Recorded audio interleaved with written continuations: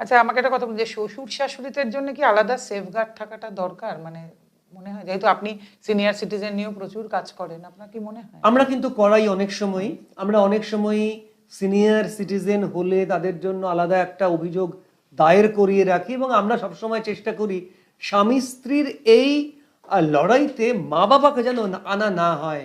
এটা খুব দুঃখের, অনেক সময় অনেক মা বাবা তারা বাড়ি ছেড়েই চলে যাচ্ছেন, যে আমরা বাবা ছেলের বউয়ের সঙ্গে থাকতে চাই না, তারা তাদের মতো থাকুক, আমাদের যেন জড়ানো না হয়। সেটাও কি যথেষ্ট সেফগার্ড? আপনার এত অভিজ্ঞতা, আমি যদি আপনাকে এই প্রশ্ন করি, আপনি কি দেখছেন এটা যথেষ্ট সেফগার্ড? না, কিন্তু এবার একটা কথা বলুন, বাবা মা কোনোদিনই থাকে না তো, কিন্তু সঙ্গে তাহলে তো তাদের নামে করে দেওয়া করে হচ্ছে। দেওয়া হচ্ছে তো। এবং বহু ক্ষেত্রে বাবা মা, আমি দেখেছি এরকম, যে ঠাকুমার বিরুদ্ধে আমাদের কাছে এসছে। সাজা হয়ে, যে ঠাকুমা তার 83 বছর বয়স, চোখে আমাদের দেখেন কাছে না, এসছে কানে না। শোনেন না, তাকে পুলিশ, মহিলা পুলিশ এসে বলছে ঠাকুমা চলো তোমায় জেলে যেতে হ্যাঁ, হবে, আমাদের কাছে ঠাকুমা এসছে। কানে শুনতে পাচ্ছেন এবং তিনি একদম জেলে একদম। মারা গেছেন। আমাদের